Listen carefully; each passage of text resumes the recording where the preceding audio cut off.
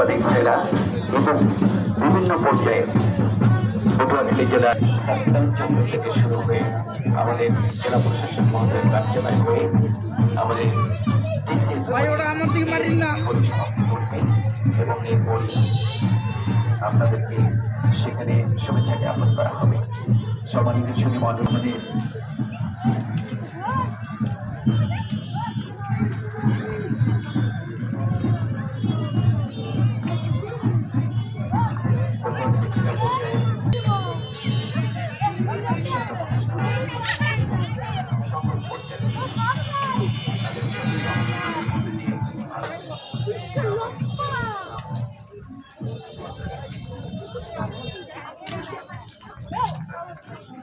শুভ নববর্ষ সবাইকে।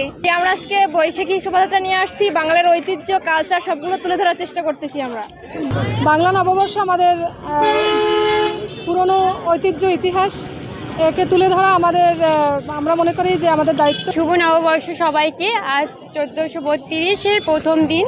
আমরা প্রতি বছরের ন্যায় এবছরও আমরা একজন মানে আমাদের ঐতিহ্য ধরার জন্য, প্রাচীনকালে ঐতিহ্যগুলো ধরার জন্য একজনে এক এক নিয়মে সেজেছে, আর আমরা সেইগুলোকেও মানুষের সামনে ফুটিয়ে তোলার জন্য আজকে এই র্যালি। এসো হে বৈশাখ। আজকে পহেলা বৈশাখের শোভাযাত্রা আমরা শুরু করতে যাচ্ছি। জেলা প্রশাসন কর্তৃক নির্দেশনায় আমরা এই র্যালিতে অংশগ্রহণ করেছি। আশা করি এই ঐতিহ্যটা আমরা সারা জীবনের জন্য ভবিষ্যৎ প্রজন্মের কাছে আমরা পৌঁছে দেব। কারণ এই ঐতিহ্যটা, আমরা বাঙালি, আসলে বাংলা সম্পর্কে আমাদের অনেকেই ধারণা থাকে না। এই দিবসগুলো পালন করলে হয়তোবা বাঙালি জাতি বাঙালিতে পরিণত হয়। শুভ নববর্ষ।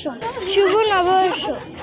পটুয়াখালীর সমগ্র জনসাধারণকে জেলা প্রশাসনের পক্ষ থেকে, পুলিশ প্রশাসনের পক্ষ থেকে এবং যত আমাদের সেবামূলক সংগঠন আছে সকলের পক্ষ থেকে পটুয়াখালীর সর্বস্তরের মানুষকে বাংলা নববর্ষের শুভেচ্ছা জানাচ্ছি।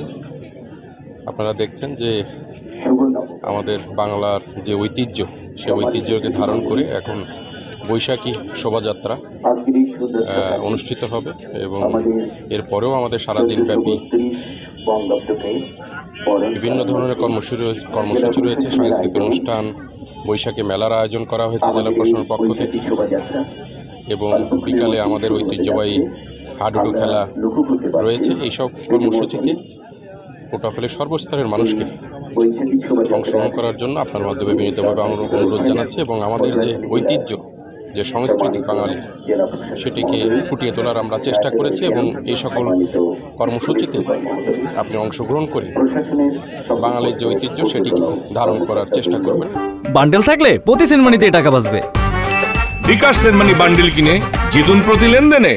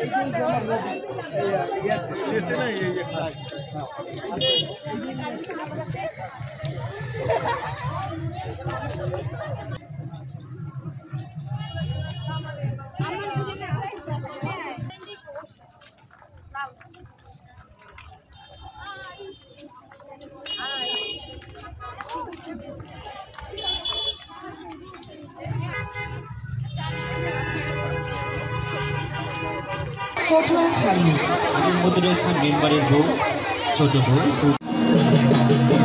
পান্তা ইলিশের গন্ধে ভরা বৈশাখী বাজে নিয়ে তারা এগিয়ে যাচ্ছে বাদ্যযন্ত্র নিয়ে। জাতীয় সঙ্গীত গাইবার জন্য ইতিমধ্যে আমাদের মাঝে এসে মঞ্চে উপস্থিত হয়েছে জেলা শিল্পকলা